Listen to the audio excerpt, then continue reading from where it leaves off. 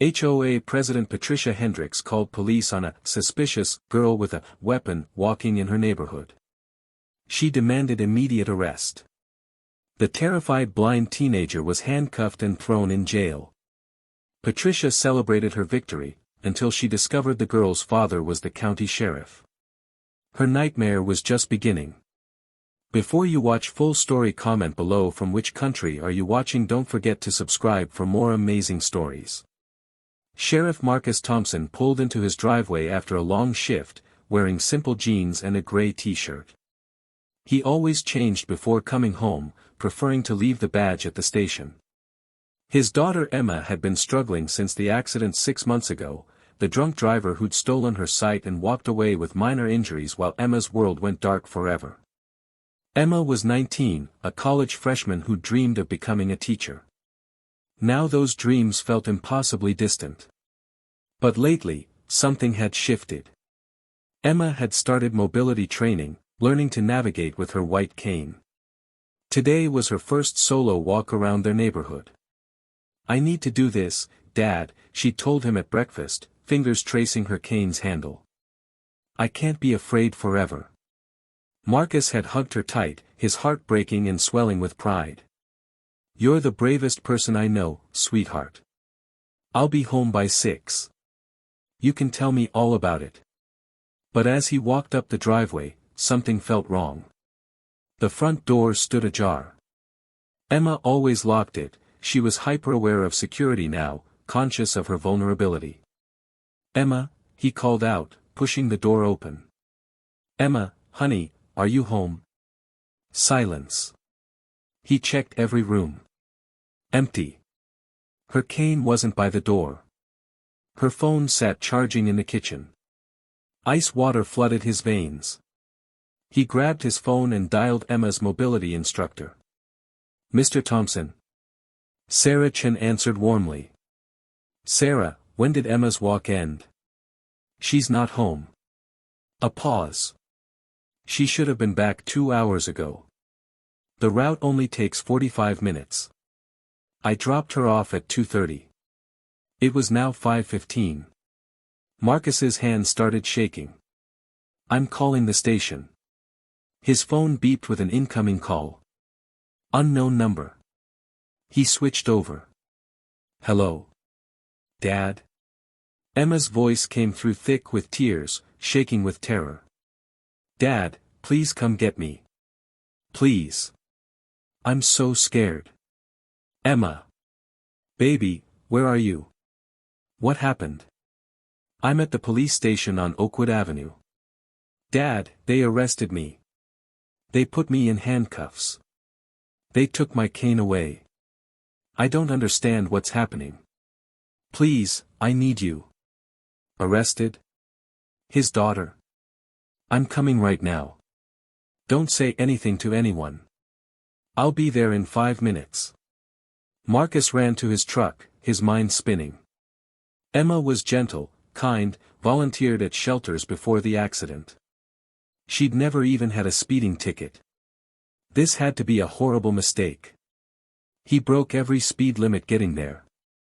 When he burst through the station doors, Officer Jake Williams, a young cop Marcus had trained, met him with a flushed face. "Sheriff Thompson, sir, I didn't know, we didn't realize. Where is my daughter?" Marcus's voice was deadly calm. "She's in holding room 2. Sir, there's been a complaint filed by Mrs. Patricia Hendricks, the HOA president." "I know who Patricia Hendricks is." Everyone in the county knew Patricia. She measured neighbors' grass with a ruler and filed complaints if it exceeded 2.5 inches.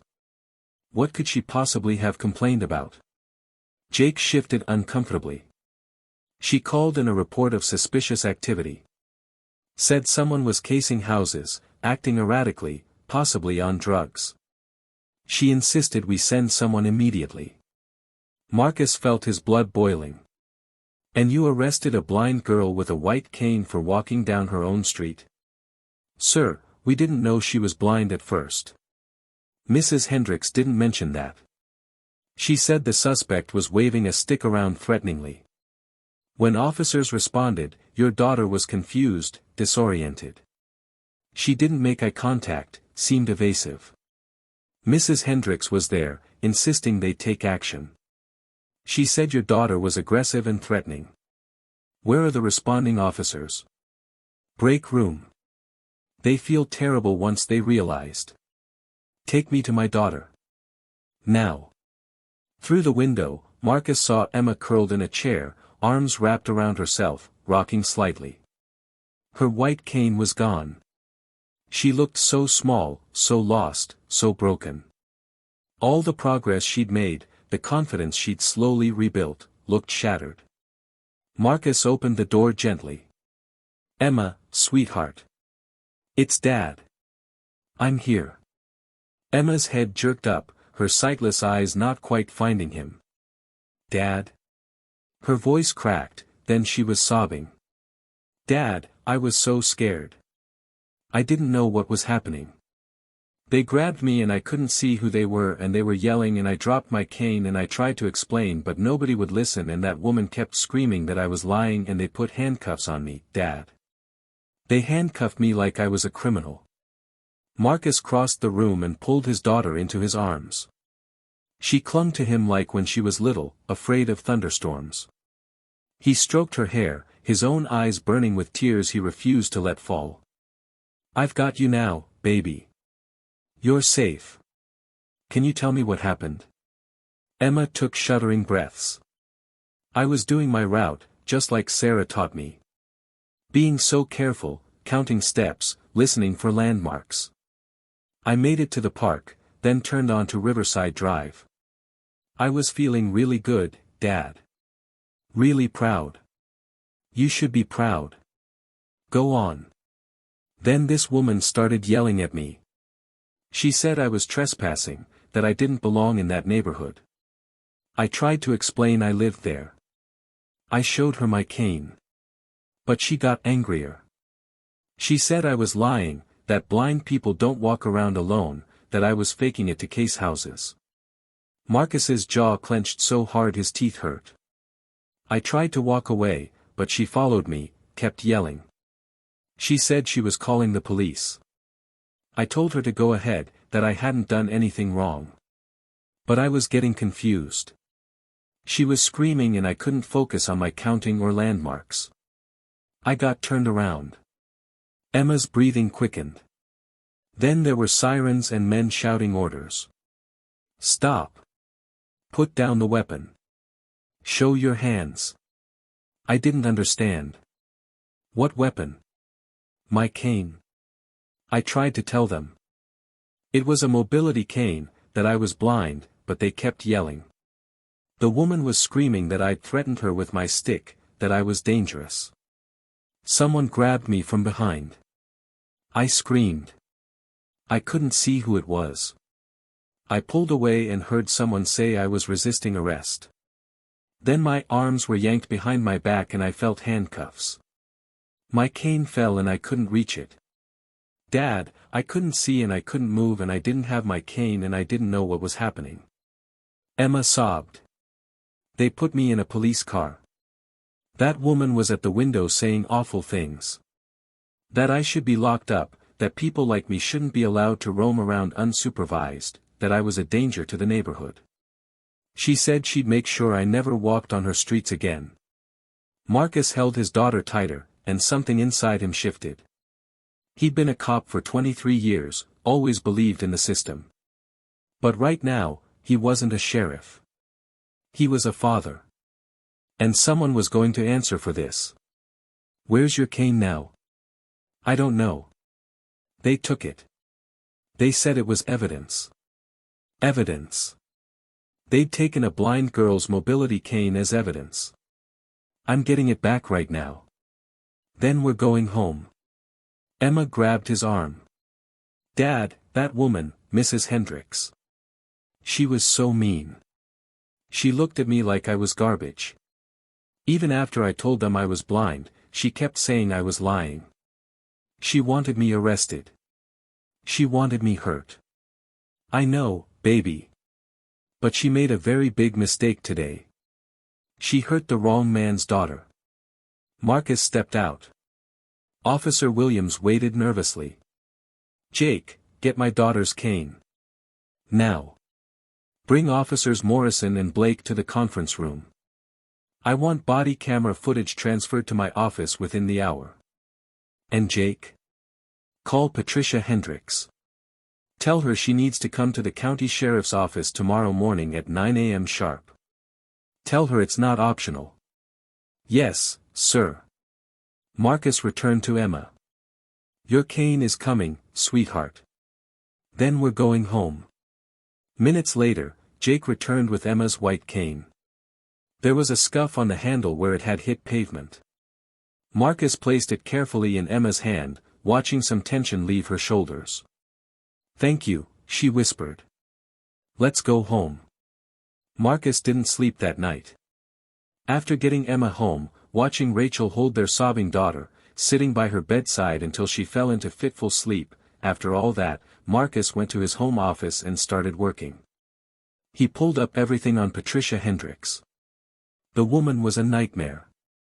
Over 5 years, she'd filed 237 HOA complaints. 237. Everything from unapproved mailbox colors to suspicious vehicles, which turned out to be a son visiting his mother. She'd sued 3 families, forcing 2 to sell and move. But her 911 calls were worse. 42 calls in 3 years. Marcus pulled the recordings. There's a black teenager walking through the neighborhood. He doesn't belong here. That teenager delivered newspapers. There's a Hispanic man taking pictures of houses. Definitely casing them. That man was a real estate appraiser. There's a Middle Eastern woman in a headscarf loitering by the park.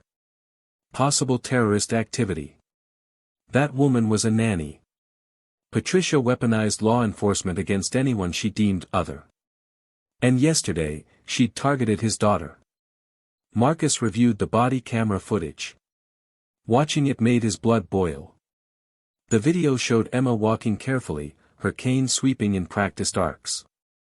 She looked concentrated but peaceful. Then Patricia appeared, stomping toward her. "Excuse me. What are you doing in this neighborhood?" Emma stopped, turning toward the voice. "I'm just walking home. I live on Maple Street." "No, you don't. I know everyone here." "You're lying. What are you really doing? Casing houses?"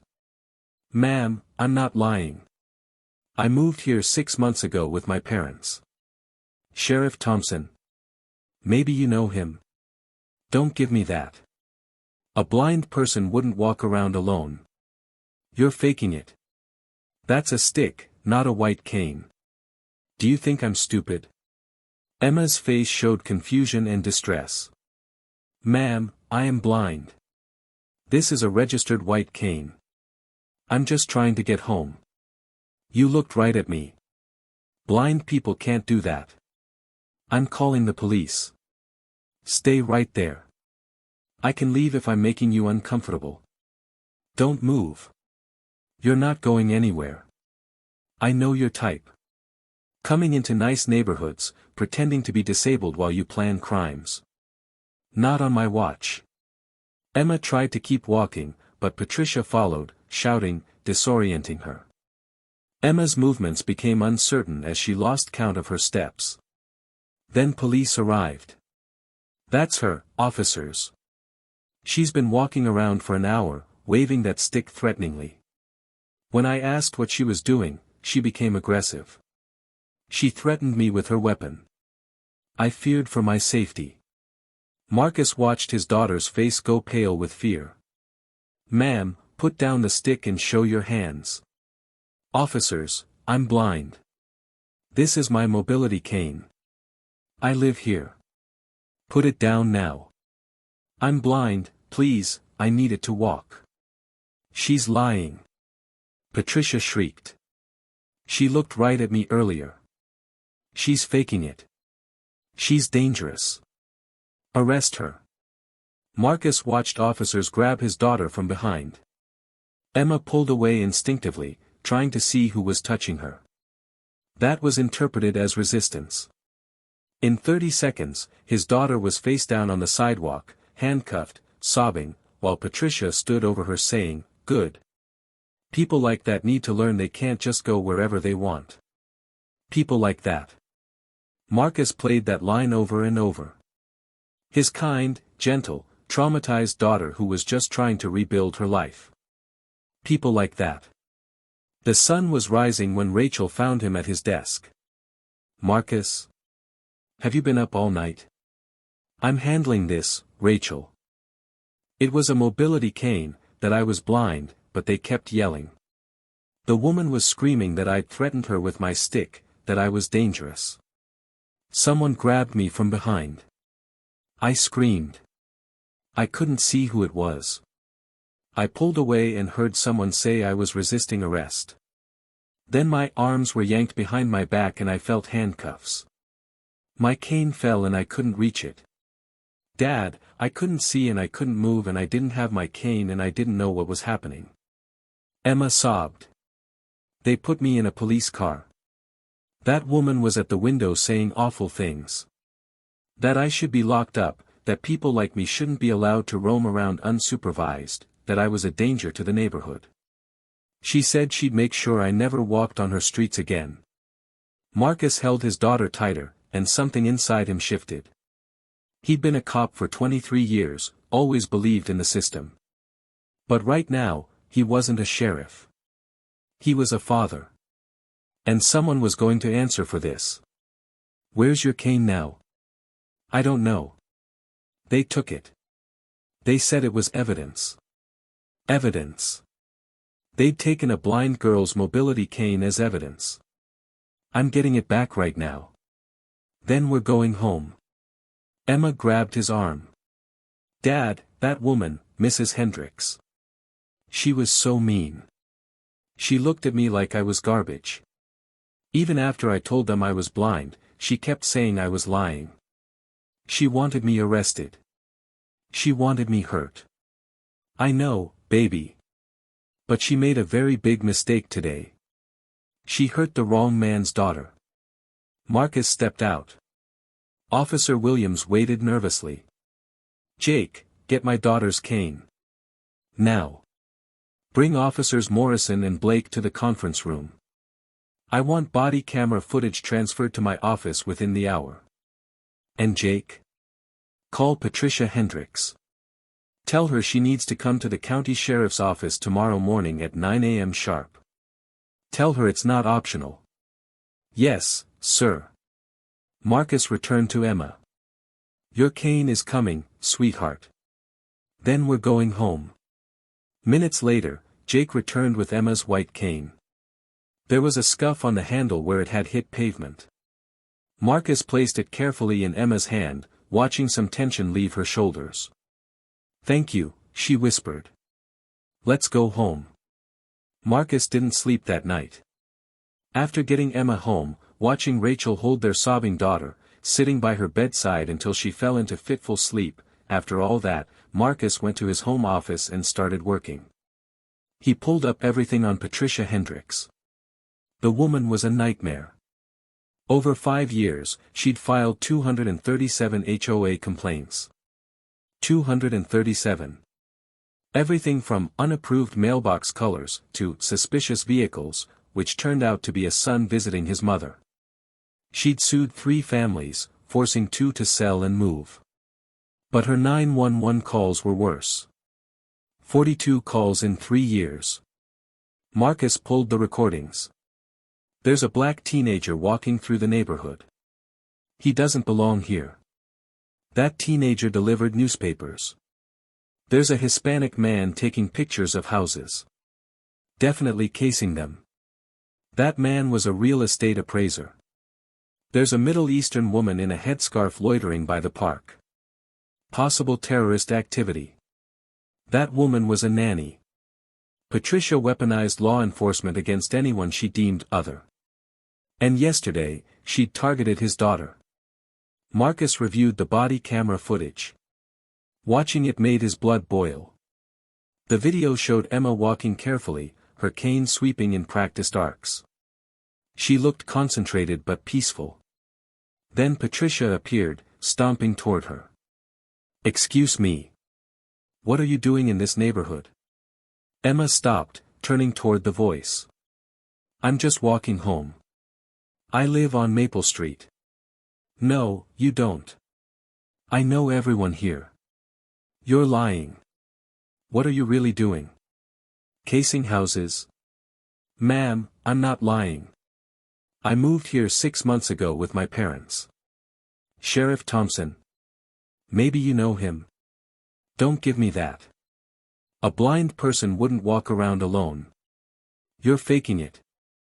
That's a stick, not a white cane. Do you think I'm stupid?" Emma's face showed confusion and distress. "Ma'am, I am blind. This is a registered white cane. I'm just trying to get home. You looked right at me. Blind people can't do that. I'm calling the police." "Stay right there. I can leave if I'm making you uncomfortable." "Don't move. You're not going anywhere. I know your type. Coming into nice neighborhoods, pretending to be disabled while you plan crimes. Not on my watch." Emma tried to keep walking, but Patricia followed, shouting, disorienting her. Emma's movements became uncertain as she lost count of her steps. Then police arrived. "That's her, officers. She's been walking around for an hour, waving that stick threateningly. When I asked what she was doing, she became aggressive. She threatened me with her weapon. I feared for my safety." Marcus watched his daughter's face go pale with fear. "Ma'am, put down the stick and show your hands."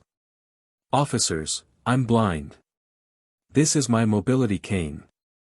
I live here. Put it down now." "I'm blind, please, I need it to walk." "She's lying." Patricia shrieked. "She looked right at me earlier. She's faking it. She's dangerous. Arrest her."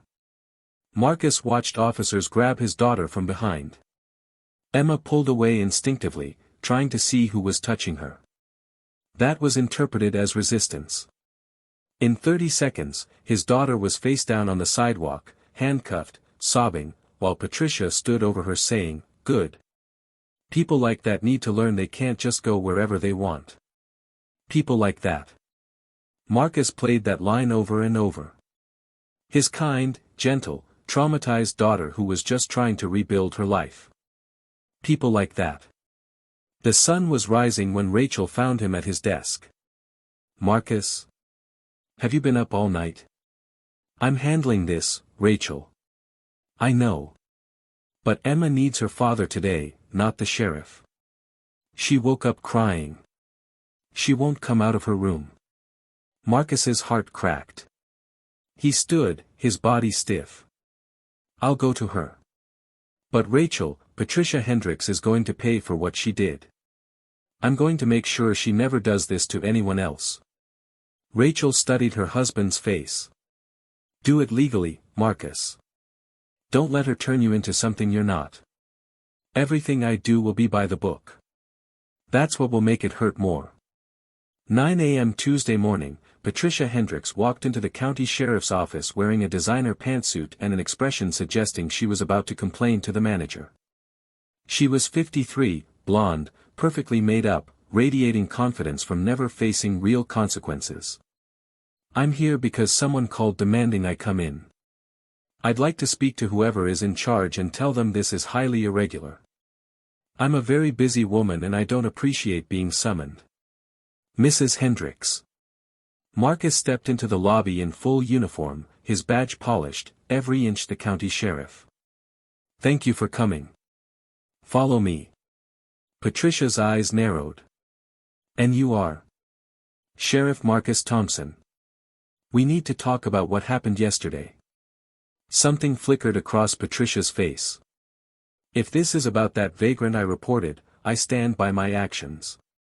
That girl was clearly up to no good. My office. Now." Marcus's tone left no room for argument. He led her to his office where Deputy Tom Rodriguez and legal counsel Janet Myers waited. Patricia's confidence wavered at the formal setup. Marcus gestured to a chair. "Sit down, Mrs. Hendricks. Now wait just a minute. Sit down." Something in Marcus's voice made her comply. He remained standing, looking down at her. "Mrs. Hendricks, do you know who Emma Thompson is?" Patricia waved her hand dismissively. "No idea. Should I?" "She's the girl you had arrested yesterday." "I didn't have anyone arrested. I reported suspicious activity, as is my civic duty." Marcus leaned forward, hands flat on the desk. "Let me be very clear about what you did. You racially profiled, harassed, and filed a false police report against a 19-year-old blind girl walking home from training. You followed her screaming accusations. You told police she threatened you with a weapon when she was carrying a registered white cane. You demanded her arrest even after she repeatedly told you she was blind and lived there. That girl is my daughter." The color drained from Patricia's face. Your daughter. My daughter. Who 6 months ago lost her sight in an accident. Who's been in trauma therapy. Who yesterday gathered every ounce of courage to take her first solo walk. Who you terrorized, got arrested, handcuffed, and thrown in a cell. My daughter, who is now too terrified to leave her bedroom. Patricia's mouth opened and closed. I didn't know. How was I supposed to? How were you supposed to know that a person carrying a white cane, identifying themselves as blind, might actually be blind? How were you supposed to know that calling police on a scared girl minding her own business might be wrong? How were you supposed to know that filing a false report is a crime? I didn't file a false report. She looked suspicious. Marcus slammed his hand on the desk. Suspicious of what? Walking? Existing while disabled? Tell me, what exactly did my daughter do that was suspicious? Before you answer, remember I have complete body camera footage, 911 recordings, and statements from 3 neighbors who witnessed your harassment. Patricia's face went from pale to red. I was protecting my neighborhood. We have rules. Standards. We can't just let anyone wander around. Anyone? Marcus's voice went cold. What does anyone mean, Mrs. Hendricks? Patricia seemed to realize she was digging deeper. I mean, suspicious individuals, people who don't belong. My daughter lives there. She belongs there more than you do. Our family owns our home. You rent yours from your ex-husband who kept it in the divorce. That struck a nerve. Patricia flushed darker. How dare you? How dare you? You had my blind daughter arrested for walking home. You told police she threatened you with her mobility cane. That's filing a false report, punishable by 6 months in jail and a $5,000 fine. But it gets better. He nodded to Tom, who pulled out a thick folder.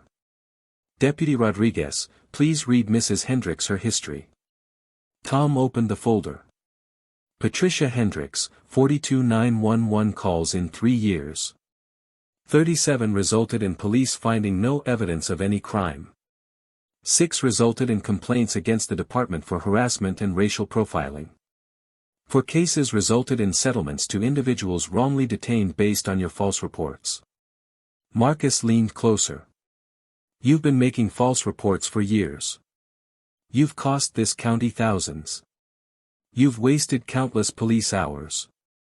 And yesterday, you traumatized a disabled teenager. This ends now. Patricia tried to rally. You can't threaten me. I know my rights. I'll sue. I'll call the state attorney general. You'll do nothing.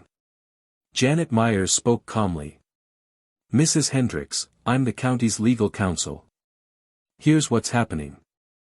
You're being charged with filing a false police report, making false statements to law enforcement, and misuse of 911 services. Additionally, Emma Thompson is filing a civil lawsuit against you for emotional distress, false imprisonment, and intentional infliction of emotional distress.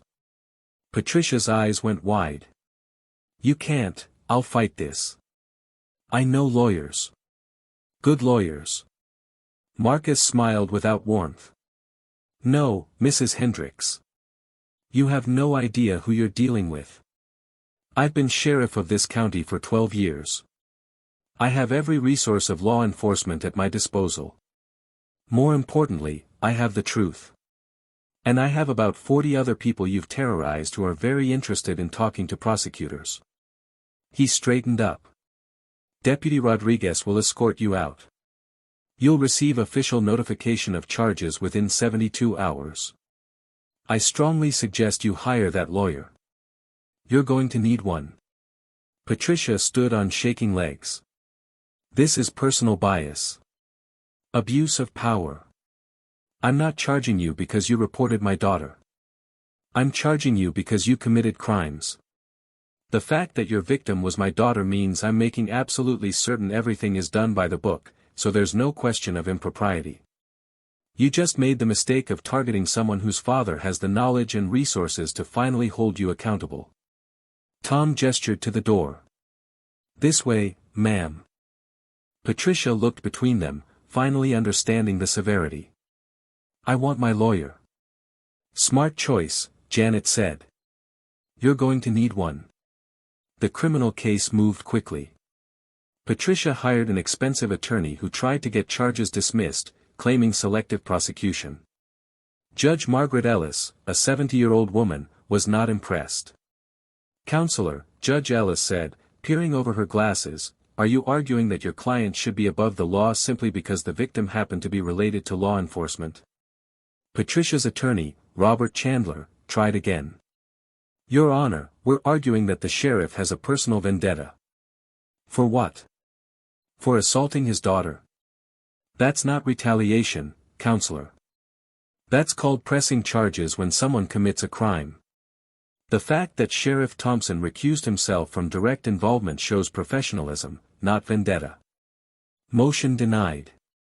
This case will proceed. The preliminary hearing revealed Patricia's pattern. Tom Rodriguez presented 42 911 calls, each following the same pattern, Patricia reporting suspicious individuals who turned out to be people of color, immigrants, or anyone she deemed undesirable. The defense tried to paint Patricia as a concerned citizen. Then the prosecution played the body camera footage. The courtroom went silent as they watched Emma trying to explain she was blind, Patricia insisting she was lying, officers handcuffing a sobbing, terrified girl. When Patricia's voice came through saying, "People like that need to learn," several people gasped. Judge Ellis's face hardened. Mr. Chandler, would your client like to testify? Chandler wisely declined. Patricia sat at the defense table in a conservative dress, eyes down. The judge made her ruling. Mrs. Hendricks, you are found guilty of filing a false police report, making false statements, and misuse of emergency services. Given the egregious nature of your actions, the pattern documented over years, and the severe emotional harm caused, I'm imposing the maximum sentence. Patricia's head snapped up. 6 months in county jail, $5,000 in fines, 3 years probation, and 100 hours of community service at the county's Disability Resource Center. You will attend bias training and counseling. Furthermore, I'm issuing a restraining order preventing you from going within 500 feet of Emma Thompson or her family. Patricia's face crumpled. Your Honor, please, I have a job, responsibilities. You should have thought about that before you terrorized a blind teenager. You've abused the 911 system for years, wasted police resources, and caused immeasurable harm. It stops today. Bailiff, remand the defendant. As Patricia was led away in handcuffs, her eyes met Marcus's across the courtroom. There was hatred there, but also fear. Good. She should understand, even just a little, what she put his daughter through. But the criminal case was only half the battle. The civil lawsuit was where Patricia would really pay.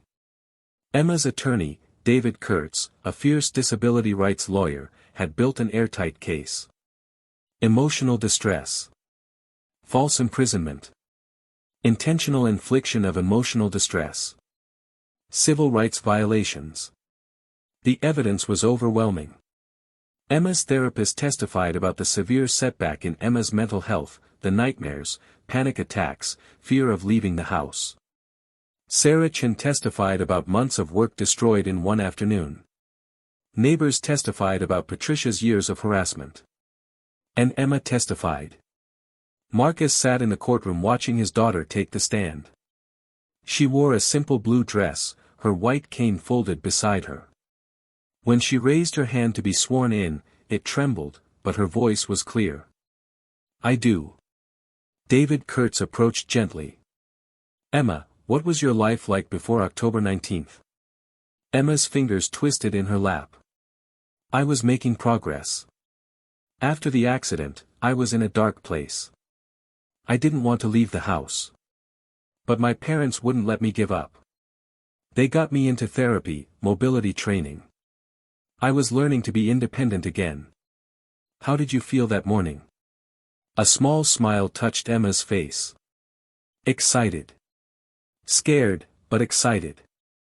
I was going to walk around my neighborhood by myself for the first time. I'd practiced with Sarah dozens of times. I knew I could do it. I wanted to feel capable again." "Tell the court what happened." Emma's smile faded. Over 20 minutes, she recounted every detail. Her voice broke several times. She cried when describing the handcuffs. Marcus gripped Rachel's hand so hard he was probably hurting her, but he couldn't let go. After that day, Emma said quietly, "I didn't leave my room for a week. I was too scared.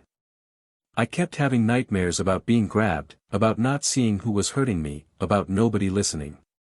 My therapist says I have PTSD now. On top of everything else." "Are you able to walk independently now?" Emma shook her head, tears streaming. "No. I can't do it anymore. Just thinking about going outside alone makes me panic. All that work, all those months of training, all that courage, it's gone. She took it from me." Patricia's attorney tried to suggest Emma was exaggerating, that this was about money. Emma turned her face toward the attorney's voice. "You think I'm doing this for money? I'd give anything to not have this trauma. I'd give anything to have that day back, to have that confidence back.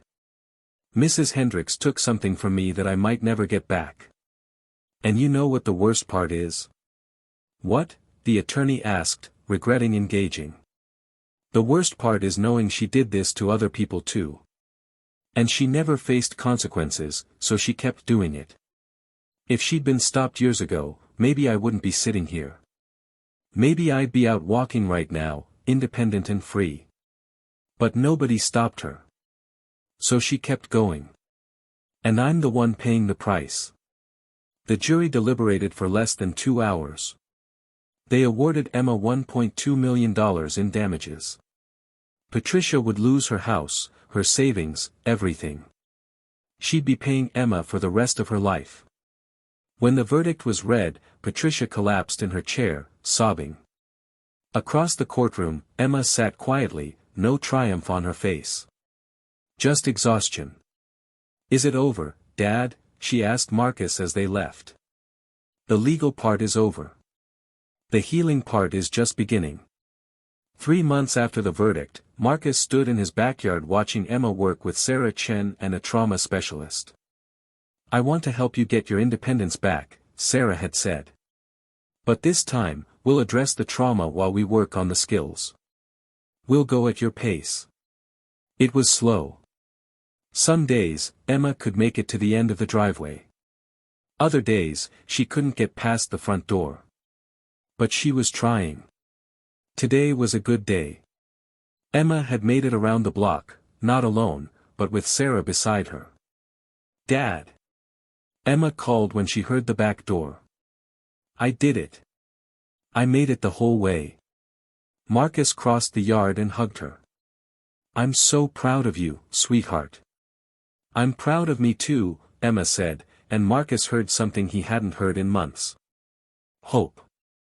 That evening, Tom Rodriguez called. Boss, thought you'd want to know. Patricia Hendricks was released from jail today. Served her full 6 months. Marcus was quiet. How'd she do? Not well. Turns out being in a situation where you have no control and people treat you like you don't matter is pretty traumatic. Who knew?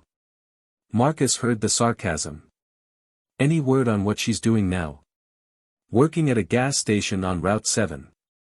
Lost her house, car got repossessed, living in a studio apartment.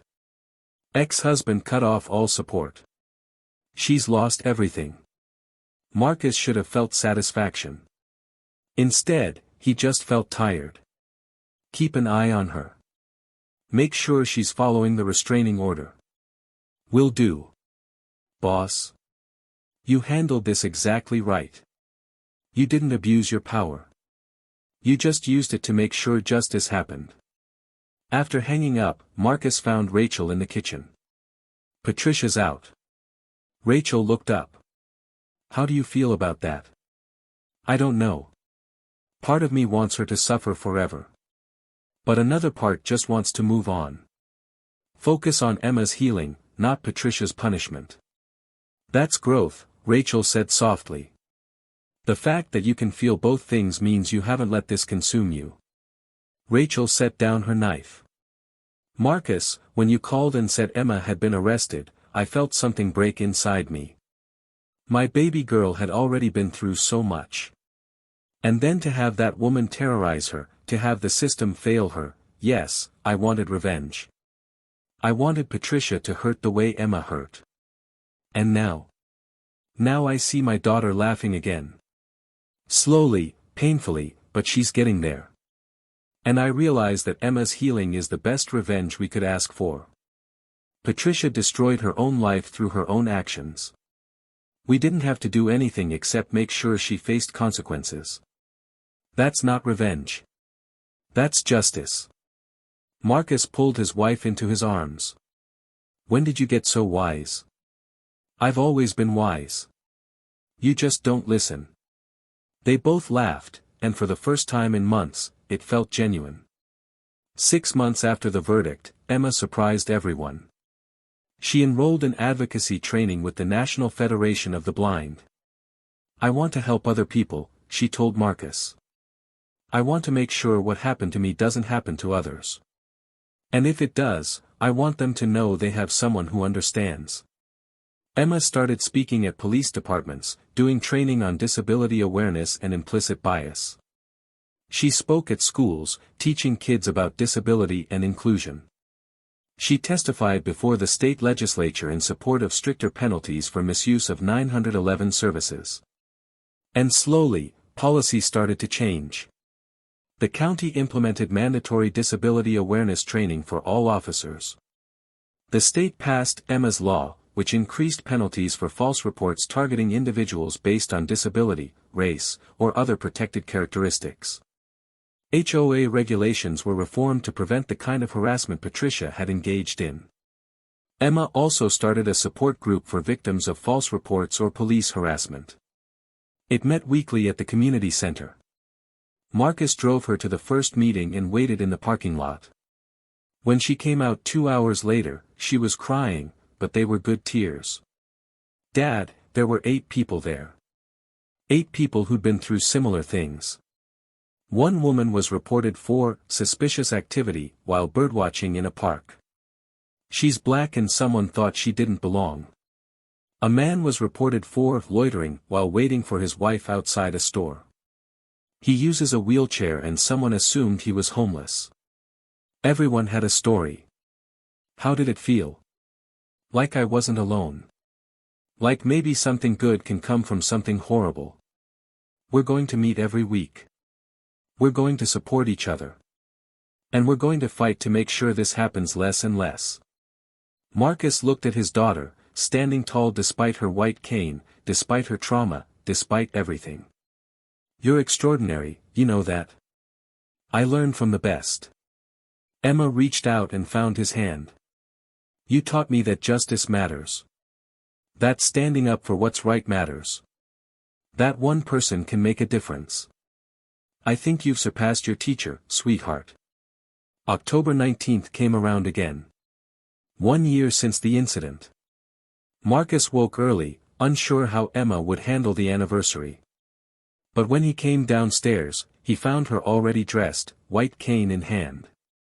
Morning, Dad. I have something I want to do today. Will you come with me? Of course. Where are we going? You'll see. Emma had Marcus drive her to Riverside Drive, to the exact spot where Patricia had confronted her.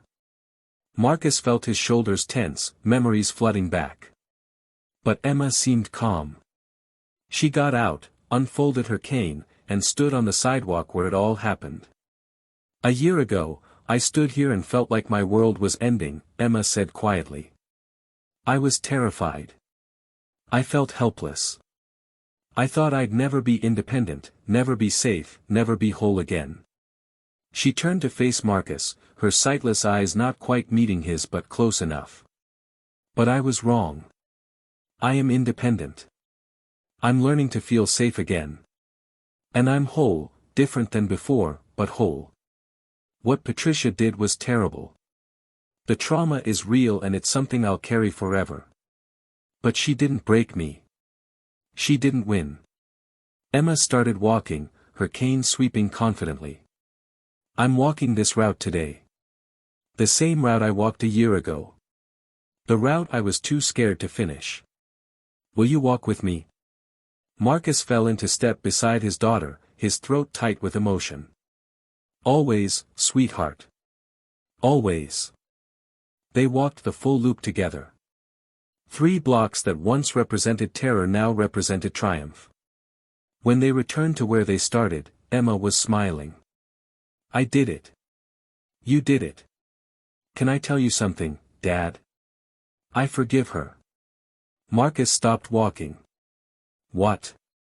Patricia. I forgive her. Not because what she did was okay, it wasn't. Not because she deserves it, she doesn't. But because I need to let go of the anger. It's been eating at me, making me bitter. I don't want to be bitter. I want to be free. Marcus was quiet for a long moment. Emma, I don't know if I can forgive her. You don't have to, Dad. Forgiveness is personal. It's not about her anyway. It's about me choosing not to let her have power over me anymore. She took enough from me. I'm not giving her my peace too. Marcus pulled his daughter into a hug, tears streaming down his face. When did my little girl become so much wiser than me? I had good teachers. You taught me about justice. Mom taught me about strength. My therapist taught me about healing. And my trauma taught me about resilience. I'm the sum of all of it. That evening, the neighborhood gathered for what had become tradition. The weekly Walk with Emma was now a community event with dozens showing up. But tonight was special. Tonight was the anniversary walk. Over 100 people came. Neighbors from all over. Members of Emma's support group. Officers from the police department. Disability rights advocates. News cameras. And at the center was Emma, smiling, laughing, walking with her community around her. Marcus watched with Rachel. We raised an amazing young woman, Rachel said. We did, Marcus agreed. Though I think she's raising us now too. As the group walked past, Emma called out. Dad. Mom. Come on. Walk with us. Marcus and Rachel joined the crowd, one on either side of their daughter. And as they walked through the autumn evening, Marcus realized something. This was healing. Not the legal victories, not Patricia's punishment, not even the policy changes. This. Community. Love. Support. People choosing kindness over fear, inclusion over suspicion, understanding over judgment. This was how things changed. One step at a time. One person at a time. One choice at a time. Emma Thompson stood at the podium in the state capitol building, her white cane resting against the lectern. At 22 years old, she'd become one of the state's most prominent disability rights advocates.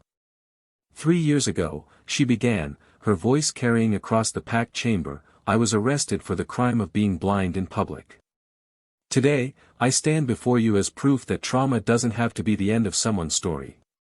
It can be the beginning."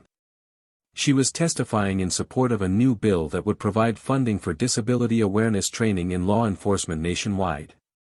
Beside her sat representatives from the National Federation of the Blind, the ACLU, and several other advocacy organizations. Marcus watched from the gallery, his uniform pressed and perfect. He'd been promoted to State Director of Law Enforcement Training 2 years ago, partly because of the work he'd done implementing new protocols after Emma's incident. Emma continued, sharing her story but also the stories of dozens of others she'd met through her advocacy work.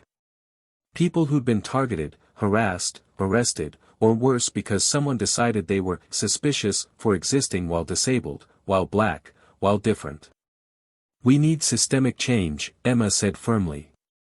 "We need officers trained to recognize that disability is not a crime, that being different is not a threat, that sometimes the person who called 911 is the problem, not the person they're reporting. We need accountability. We need consequences. And we need compassion." When she finished, the chamber erupted in applause. Several representatives came down to shake her hand, to thank her for her courage, to promise their support for the bill. As they left the building, Marcus walked beside his daughter. "How do you feel?" "Hopeful," Emma said. "Tired, but hopeful. Change is slow, but it's happening. It's happening because of you." Emma smiled. "It's happening because a lot of people decided it was time. I'm just one voice in a chorus. An important voice." They walked to the parking lot in comfortable silence. Emma's cane swept confidently in front of her. She no longer needed someone beside her for every step, though Marcus stayed close out of habit. "Dad, can I ask you something?"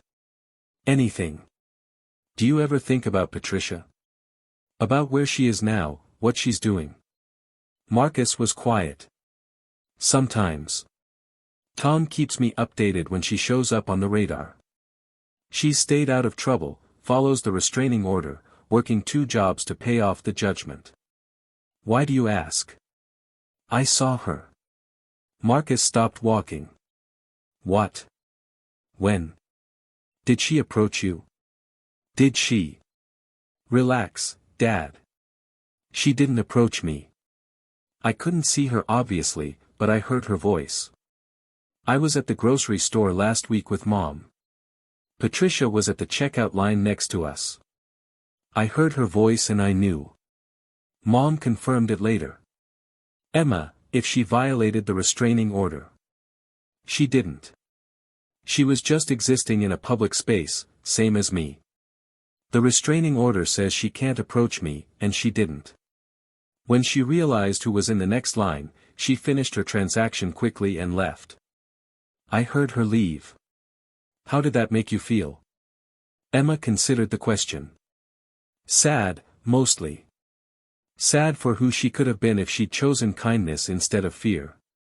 Sad for all the time and energy she wasted on hatred.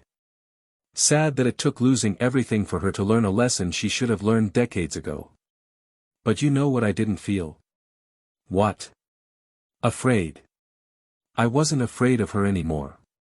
She's just a broken person who made terrible choices and is living with the consequences. She doesn't have power over me anymore." Marcus hugged his daughter. "I'm so proud of the person you've become." "I'm proud of me too," Emma said. "And Dad? Thank you. For fighting for me. For believing me. For making sure I got justice. I know it wasn't easy, being both my father and a sheriff. You could have gotten in trouble for how you handled things. I'd do it again in a heartbeat. You're my daughter. You deserve justice. Everyone deserves justice." They reached the car and Emma folded her cane, sliding into the passenger seat with practiced ease.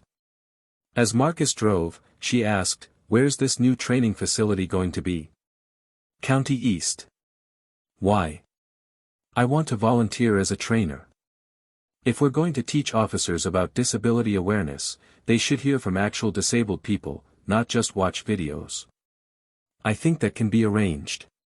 Though I should warn you, you'll probably end up working with some of the same officers who arrested you that day." Emma was quiet for a moment. "Good. Then they can see firsthand that the scared girl they handcuffed 3 years ago is now the confident woman teaching them how to do better. That's poetic justice, don't you think?" Marcus laughed. "Very poetic." As they drove through the city, Marcus reflected on how much had changed.